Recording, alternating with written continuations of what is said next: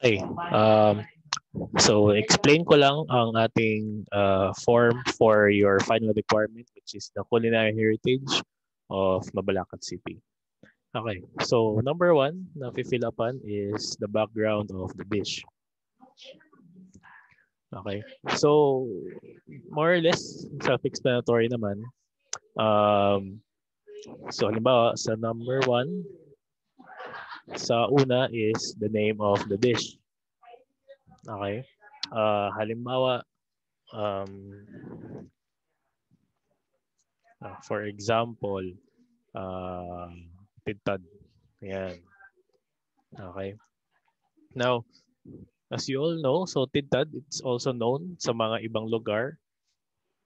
Halimbawa, pwede din natin siyang ilagay na other names. Dinuguan, ganyan. Okay. Etc. Okay. O kaya, halimbawa, Bringhe. Okay. It's also known sa ibang lugar as arroz ala Valenciana. Ayan. So, yung mga ganyan. Okay. So, basta yung name ng tawag dito sa local and then yung mga other names kung saan siya kilala sa ibang lugar. Okay. So, photo. So, obviously, the photo of the dish. Photo of the dish. And at the same time, photo of the procedure, okay, of cooking or yung cooking process.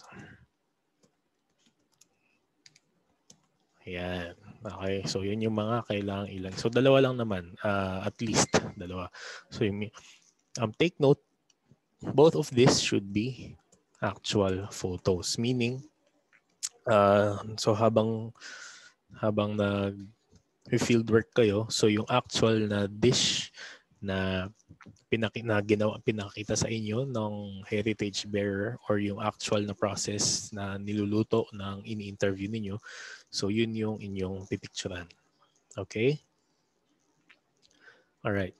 So location of heritage bearer. So tinutukoy natin dito ay address. Okay? Address kung saan kayo nag-interview. Okay? Bawa, yung interview niyo ay nasa 1, 2,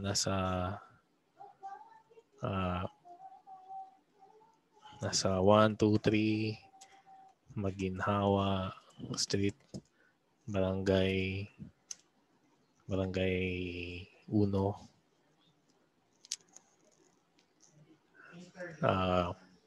Mabalacat City. Halimbawa lang yan. Okay? Now, of course, we have to be reminded of the concept of asking for consent. So, minsan kasi baka ayaw nilang ipaalam kung at saan yung address nila or taga saan sila. Then, the most that you can do is anong barangay? And then, city. Okay, so barangay, halimbawa, Dolores, Mabalacat City. So, halimbawa, ganyan. So, okay na rin yan. But of course, hanggat maaari, kung pwede namang specific, let's give the specific address. Kung ayaw nang ini-interview natin, then yung barangay na lang. Okay? Alright. Next, sa scope where dish is prepared. Okay? Kasi there are certain dishes na hindi lang naman siya niluluto dito sa Mabalacat. Niluluto din siya sa ibang lugar. It's just na meron tayo na nalaman na heirloom recipe dito sa Mabalacat or very significant na or very meaningful na preparation dito sa Mabalacat. So, halimbawa, adobo. Adobo, ayan, halimbawa. Okay, halimbawa natin ay adobo. Okay, so of course, sabihin nyo lang naman, so it is, so obviously, it is prepared locally. Okay. Now, niluluto ba ang adobo sa ibang mga provinces ng Pampanga or sa ibang cities ng Pampanga or sa ibang provinces? Okay? So, i-mention din natin, prepared locally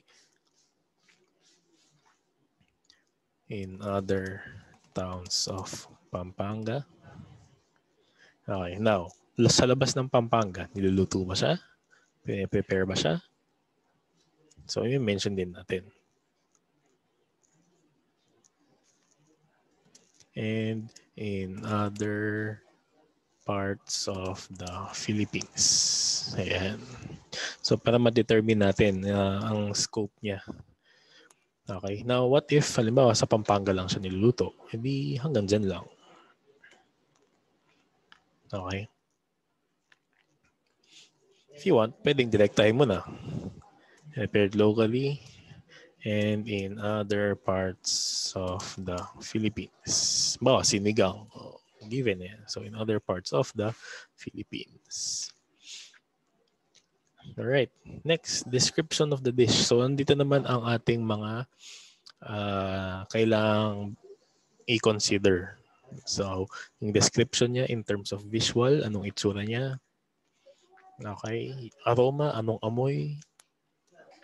Okay. Taste, ano yung panlasa, ano yung lasa niya. And then ano yung texture, ibig natin sabihin texture sa bibig.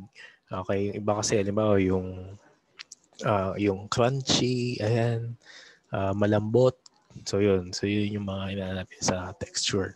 So take note, dapat the description is in paragraph 4. Okay. So ayan.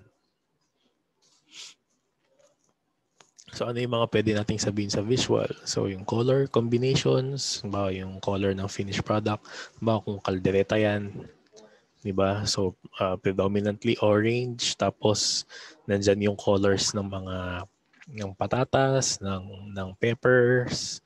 So yun. So i-mention nyo lang. Okay. Tip lang para hindi kayo mahirapan. I-list nyo muna. I-bullet form nyo muna. Okay. Halimbawa, color. A. Yan. Color. Yan. Okay. So, B.1 ay A.1. So, ano yung mga ano dyan? So, orange halimbawa. Okay. A.2. Green. Because of the bell peppers. And A.3. Yellow. Because of the patatas.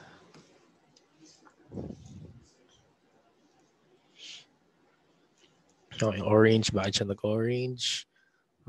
Sa sarsa. Tomato sauce. Okay. Now, pag nalista nyo na yan, then discard nyo na kung paano siya i-construct into a paragraph or into a sentence. So, kailangan dyan medyo artistic ang pagkakasulat. Okay. Pwede naman yung simple lang, the color of the dish is predominantly orange because of the sauce or the tomato sauce with some green, with some specks of green because of the bell peppers and yellowish because of the potatoes, mga ganyan. So again, kanya-kanyang diskarte. Pwede naman sabihin mo na yun nga, the dish is color orange. The inclusion of the bell peppers adds a green accent to the dish, while the yellow of the potatoes add harmony to the predominantly orange color of the dish. Mga ganyan. Okay? Pwede namang stick ka na lang sa orange. But again, kailangan sa description, okay, in terms of visual, so masasabi mo yan yung dapat more or less makikita na sa imagination kung ano yung itsura. Ba, foreigner. Diba? So, syempre, foreigner, di naman siya familiar sa kaldereta. So, dapat makikita niya sa imagination niya kung ano yung itsura. Halimbawa na naman, aroma. Ayan. So, ano pwede mong masabi tungkol sa aroma? Halimbawa, kung adobo, balik tayo sa adobo, okay? So, pwede mong ibigay yung mga ingredients. Halimbawa, naaamoy mo yung vinegar, okay? Yung aroma ng pepper na ginisa or pinakuluan, yung aroma ng bawang. Okay, so ayan. Okay, taste. Okay, so sa taste, so basically pwede kayo mag-start sa mga basic. Halimbawa, maalat ba siya, spicy, maalat, mapait, matamis, manamis-namis, maasim. So ayan. May konting anghang ba siya? Okay. Pwede nyo rin gamitin yung mga ingredients as part of the description. So, lasang tomato sauce, lasang tomato, nalalasahan mo yung kamatis kasi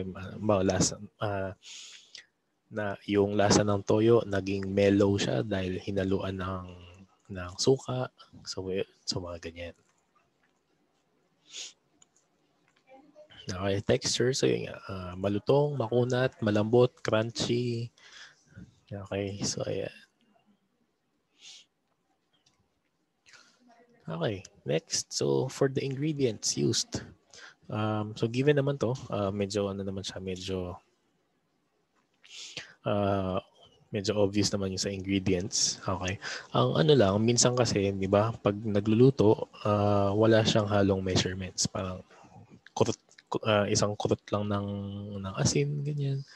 Or mga ganito kadaming asukal. Okay. So wala siyang specific na measurements talaga. So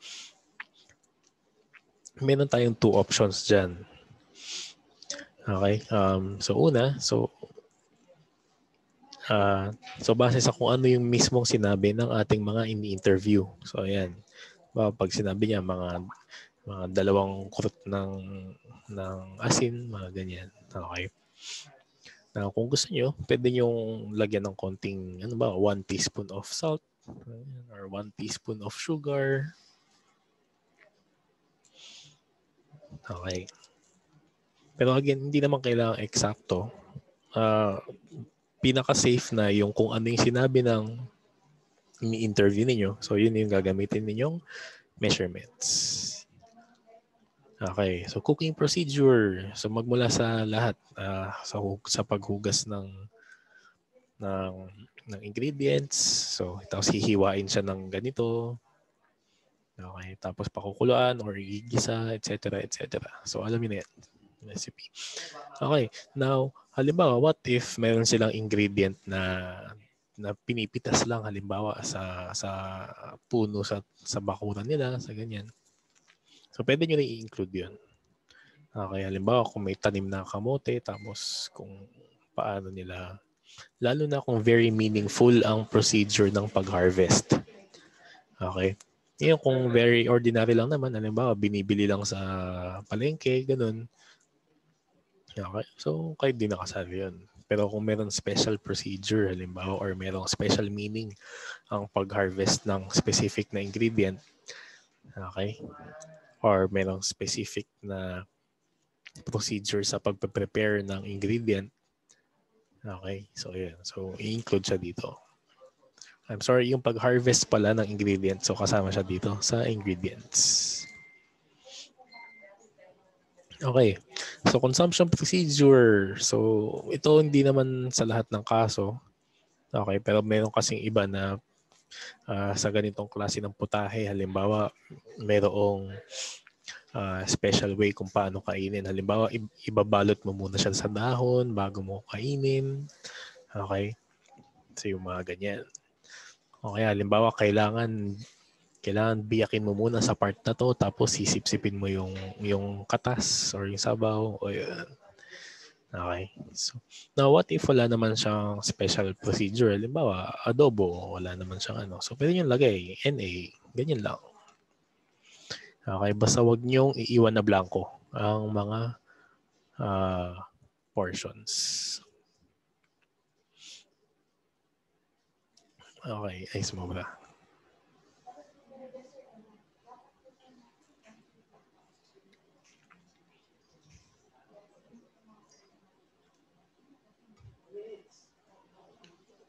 Sorry, ano ba yan?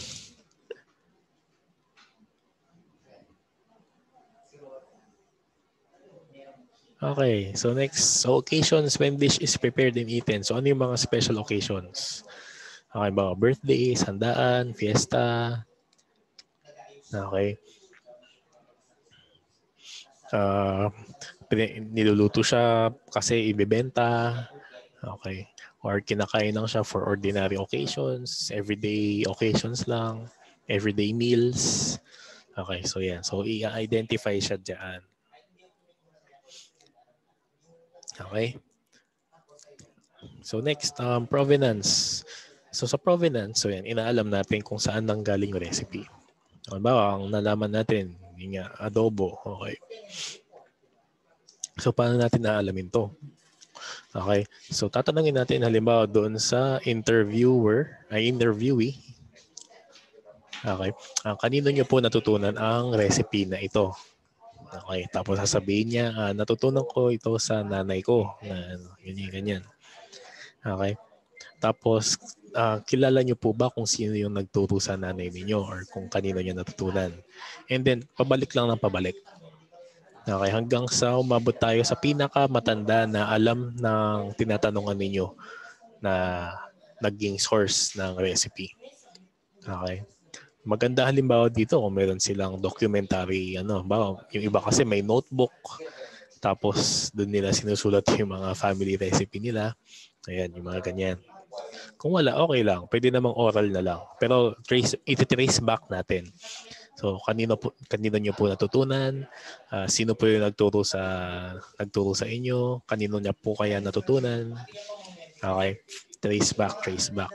Mahalaga dito, malaman natin ang age. Okay? Kasi doon sa age, doon natin matutukoy kung gaano nakatanda ang recipe. Halimbawa, natutunan ko ito noong 16 years old pa lang ako. Tinuro sa akin ng nanay ko. So mga ilang taon na po ang nanay ninyo noong taon na yon, noong tinuro sa inyo. Okay, ano na siya noon, mga 32.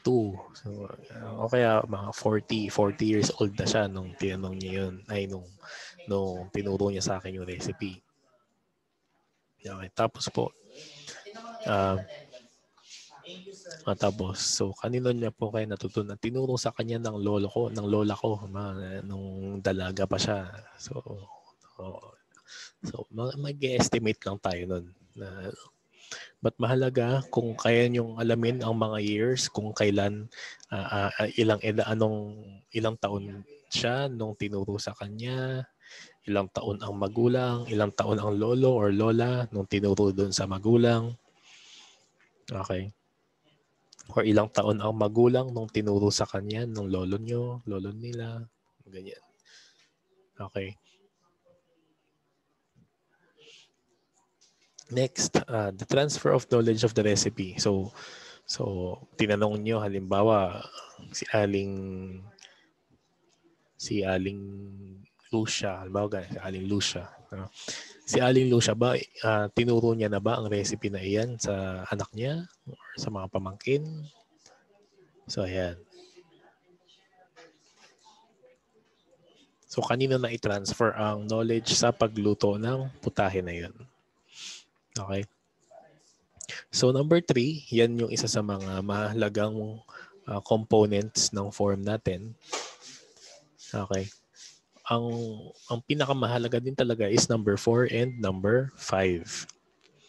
So number 4 are associated stories. Okay.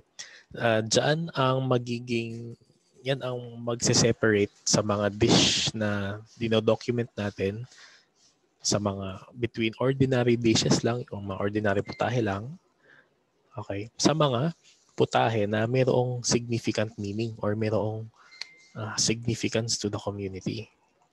Okay, sa mga kwento, halimbawa kung mayroong mga maibibigay na facts tungkol sa dish or sa ingredients, mga events na associated ang dish, halimbawa yun nga, kapag mayroong citywide celebration, so yan ang laging siniserve. O kaya kapag may birthday or graduation ng anak, ayan, so yan lagi ang siniserve. Kapag may bisita, halimbawa kapag nung minsan na naging bisita si mayor o kaya si governor, ayan. So ito yung dish na laging ano. O kaya kapag may handaan ang mga mayayaman sa Mabalacat, ito lagi ang pinapaluto nila. So yung mga ganyan. Okay. Okay, dahil sa pagkain na ito, napatapos namin ang mga anak namin sa college. Ito yung pinaka-best seller ng tindahan namin or ano. Okay? So yung mga interesting stories na magbibigay ng meaning or ng halaga doon sa pagkain na yun. And then, mula sa mga stories, okay, dyan natin i-determine ang significance. Okay, so take note, ang significance hindi manggagaling sa mga respondents. Yung tipong hindi nyo tatanong, ano po ang significance ng dish niyo? So hindi ganun. Ang significance, magbabase siya sa mga naunang components, sa provenance, sa background, sa description, sa associated stories.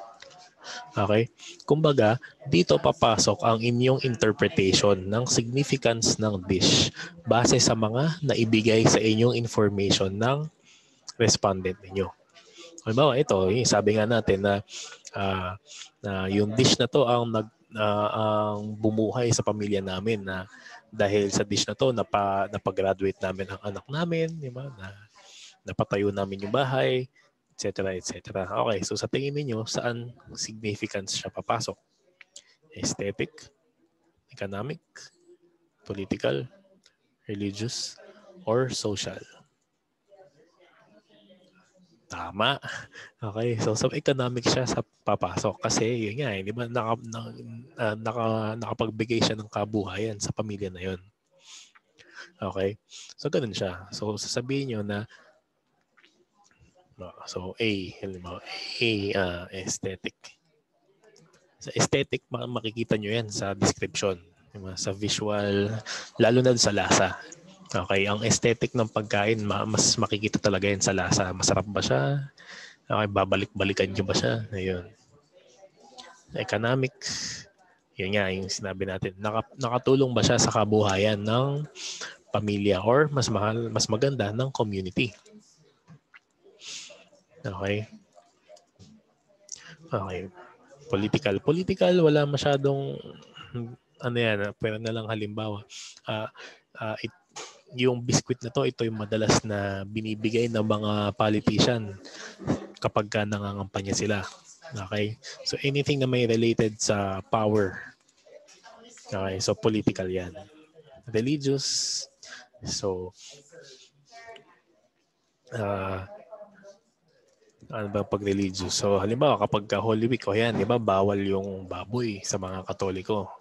Okay, so dahil ganun, so gumawa sila ng ito yung piniprepare namin na putahe kapag Biyernes kasi bawal magbaboy. So ito yung niluluto namin talaga kapag Holy Week, kapag Kwaresma. Ayan. Okay. Religious ay social, so yan yung mga gatherings. Okay, so ito yung hinahanda namin kapag may reunion, okay, kapag graduation or may gatherings, any gatherings. So yan. So yan yung social significance. Okay. So again, ito ay manggagaling sa inyong interpretation sa mga components, sa mga data na ibinigay sa inyo from other components. Okay. Okay. Sa references, so given naman na yan, ba, respondent, so sino yung pangalan niyo? Ba, si Aling Lucia, Lucrecia, Lucrecia, magandang Tolentino, ba, ganyan, Tolentino. Age niya, so siya ay, sabihin natin siya ay 65 years old. Okay, tapos ano yung short description? So basically magbigay lang kayo ng anything tungkol sa akin. Pansit vendor. Okay, so yan. Tapos yung dino-document nyo ay pansit. Okay. Kaya owner of Lucia's Carinderia. Ayan. Okay. So, short description lang mo. Pwede housewife. Pwede ganyan. Okay. So, mga maiksing description lang naman tungkol sa kanya. Okay. Documentary sources. So, ano yan? Halimbawa, so pwede yung mga old recipe notebook. Okay. Okay, meron siyang pinakitang newspaper clippings. Okay. So kumbaga mga pang-support na documents na pinakita nila, photos. Okay, pero syempre be specific. Okay? So more or less kung kaya niyong gawing Chicago style, gawin ninyong Chicago style. Okay, name of interviewer, so kayo to, sino yung nag-interview? Okay? So halimbawa si Boy Abunda. Okay. Si Chris Aquino. Okay. Sino ba? Si Chavo Santos. Halimbawa. Okay. Alright. So, di ba, 3 per group? Okay. Pero sabi natin, dapat individual meron pa ring output. Okay. So, si Boy Abunda, so kailangan meron siyang output. Si Chris Aquino, meron siyang output. Si Chavo Santos, meron siyang output. Okay. So, kayong grupo na yan, so ibig sabihin, 3 beses kayong mag-i-interview. Okay. 3 beses kayong maghanap. Okay. Lastly, date. So, kailan nyo in-interview? So, yun lang. Okay. Now, kailangan bang picturean habang nag-i-interview kayo? Well, mas maganda. Saan sila ilalagay? So, pwede kayong mag-attach ng appendix. Okay. So, pwede niyo ilagay ang ilang mga photos dyan. Okay. Halimbawa, kung meron talagang, mula sa diary talaga ni Aling Lucia, meron talaga siyang kwento na tapos gusto niyo na lang kopyahin word for word. So, ayan. So, pwede niyo rin isali dyan. Ang ilalagay niyo nun sa associated stories ay ang summary na lang. Okay? So, that is that is how we will fill up the profile sheet and questionnaire guide. Okay, so kung meron kayong questions or clarifications, so please feel free to contact me. Okay, and I'll see you when I see you.